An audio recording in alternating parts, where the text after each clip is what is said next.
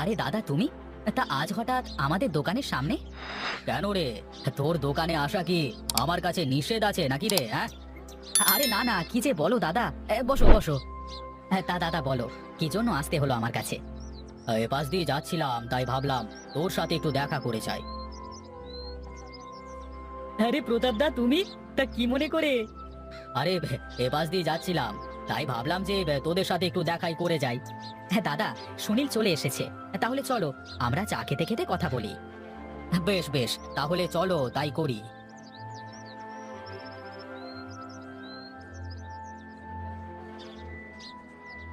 রামু, দুটো চা দিস এদিকে, কেমন?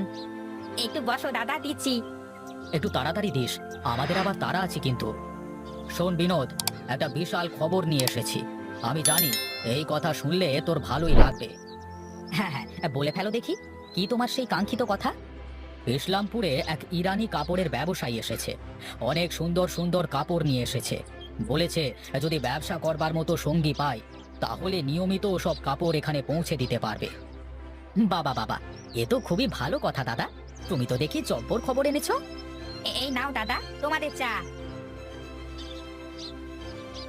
কম দামে এত ভালো কাপড় কোথাও পাওয়া যাবে না, বুঝলি? তাই বলছিলাম যে ব্যবসা করতে হলে ওখান থেকেই কাপড় নিলে ভালো হবে মনে হয়। আচ্ছা ঠিক আছে, তাহলে আগে দেখি সুনীল কি বলে, তারপর তোমাকে জানাবো। এই সুযোগ হাতছাড়া করিস নে, আমার মনে হয় লাভই হবে, বুঝলি?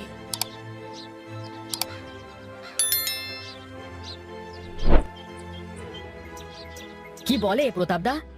কি আর বলবে, ইসলামপুর নাকি কোথায় এক বড় কাপড়ের ব্যবসায়ী এসেছে, তার থেকে কাপড় নেওয়ার কথা বলছিল আর কি। যাই করো ভেবে চিন্তে করো দাদা, তুমি আমার থেকে বড়, তোমাকে আমি কোনো কাজে নিষেধ করব না। আমি যাই করি না কেন, তোর মতামত ছাড়া তো কিছুই করব না, এটা তুই ভালো করেই জানিস। আর একা একা নেওয়ার সিদ্ধান্ত অনেক সময় ভুলও হয়ে যায়। প্রতাপদা মানুষটা খুব একটা সুবিধের নয়, বুঝলে? তার কাজ, সে যেখান থেকে একটু কমিশন পায় তার হয়েই কাজ করে। আমিও তো তাকে আমার দোকানে প্রথম দেখি অবাক হয়ে গিয়েছিলাম। তোমার যদি মনে হয় একবার ইসলামপুর গিয়ে দেখে আসবো, তাহলে দেখে আসতে পারো। ঠিক আছে, তাহলে কালই আমি একবার বড় নৌকাটা নিয়ে দেখে আসি। যদি তেমন হয় তাহলে পরে দেখা যাবে। আমার মতে এটা করলেই ভালো হতো মনে হয়। বেশ বেশ, তাহলে আমি এখন আর দোকানে বসছি নে, একটু কাজ আছে বাজারে, কাজ সেরে তারপর বাড়িতে যাব। তুই একেবারে বন্ধ করে আসিস। ঠিক আছে দাদা, যাও তাহলে। আর বৌদিকে বলো রাতে যেন আমার জন্য চপ বানিয়ে রাখে।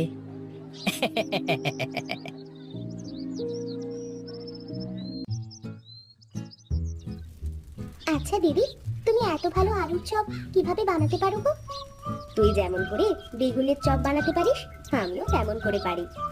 আরে ধুর, বেগুনের চপ বানানো আবার কোনো মন্ত্র নাকি? কিন্তু তুমি যে স্বাদের আলুর চপ বানাও, এমন চপ আর কোথাও পাওয়া যাবে না। আমি ছোটবেলা থেকেই আলুর চপটা বেশ ভালোই বানাই। তোর দাদা তো আমাকে দেখতে গিয়ে আমার হাতের আলুর চপ খেয়ে এত প্রশংসা করেছিল না, এই জন্যই বলি তোমার আদরের দেবরও তো চপ বলতে পাগল। আর কিছু থাক বা না থাক, খাবার সময় তাকে চপ দিতেই হবে। এ বাড়িতে আসার পর থেকেই সুনীল আমার হাতের চপ ছাড়া খেতেই চায় না। নে, তুই একটা গরম গরম খেয়ে দেখ, ভালো লাগবে।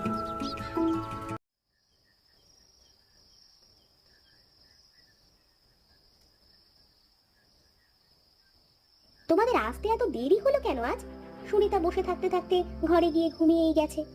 কাজ কাম না থাকলে তো মানুষ ঘুমাবেই, আমাদের কি আর কাজের অভাব আছে? হ, যত কাজ তো খালি তোরাই করিস, আর আমরা বাড়ি বসে বসে খাই আর ঘুমাই। কিন্তু দাদা, তোমার এত রাত হলো কি জন্য? তুমি তো সেই অনেকক্ষণ বেরিয়েছো। কি ব্যাপার, দোকান থেকে বের হয়ে বাড়ি না এসে কোথায় গিয়েছিলে তুমি? আরে তোকে বললাম না, বাজারে কাজ আছে, সেই কাজগুলোই সেরে আসতে অনেকটা দেরি হয়ে গেল। তোমাদের দু ভাইয়ের যে কি এত কাজ থাকে, বড় তো কাপড়ের দোকানে বসে থাকার ব্যবসা। তোমাদের দিয়ে যদি দোকানদারিটা করানো যেত তাহলে বুঝতে বৌদি, বেঁচে গেছো যে আমাদের মতো দুটো কলুর বলদ পেয়ে গেছো তোমরা। ঠিকই বলেছিস রে, আমরা তো কলুর বলদই, তা না হলে কি আর এভাবে খাটতাম?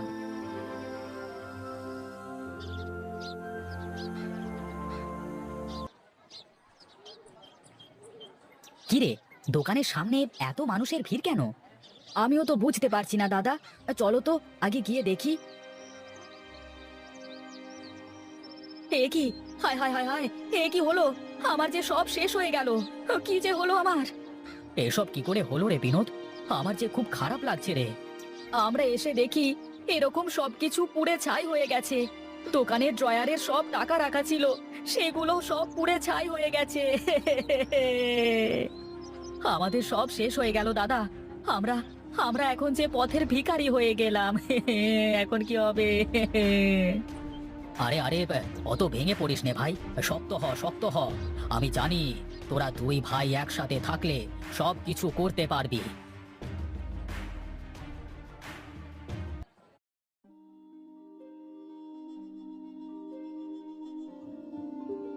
কি গো, শুয়ে আছো তুমি ঘরের ভেতর, আর আমি তোমাকে খুঁজে বেড়াচ্ছি বাইরে।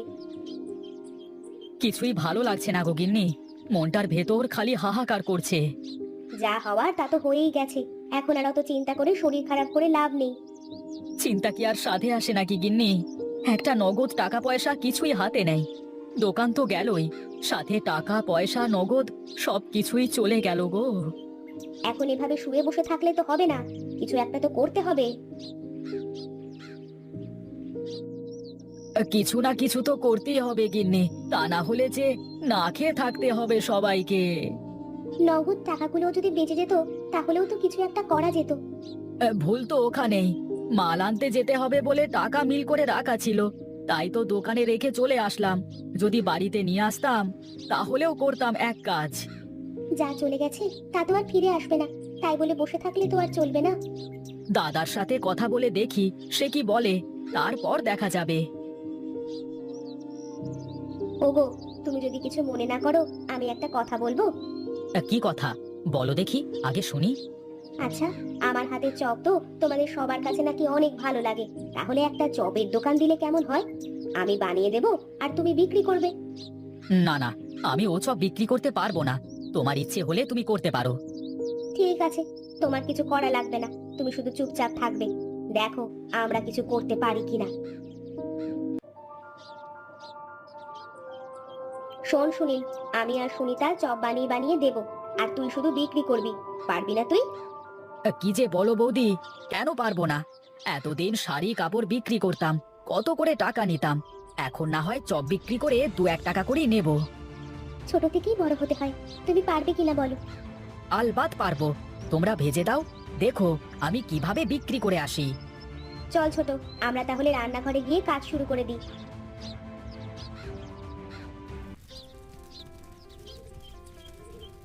এই তো দিদি, বেশ অনেকগুলো চপ হয়ে গেছে, আজকের মতো এগুলোই থাক। যদি বিক্রি হয়ে যায় তাহলে কাল থেকে দেখা যাবে বেশি করে। ঠিক আছে, তাহলে এগুলো তোলা হয়ে গেলে নিয়ে গিয়ে সুনীলকে দে। ঠিক আছে দিদি, তাহলে এগুলো উঠিয়ে ফেলো। দিদি, আমি তাহলে এগুলো দিয়ে আসি।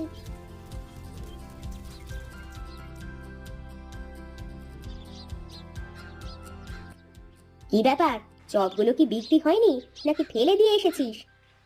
কি যে বলো বৌদি, ফেলে দিয়ে কেন আসবো? এই নাও টাকা, সবগুলো চপ বিক্রি হয়ে গেছে। শোনো বৌদি, কাল থেকে আর গ্রামের ভেতরে গিয়ে চপ বিক্রি করা লাগবে না। কাল থেকে সবাই বাড়ির উপর চপ কিনতে চলে আসবে। বেশ তো, তাহলে আরো ভালো হবে, কষ্ট করে আর গ্রামের ভিতরে যাওয়া লাগবে না।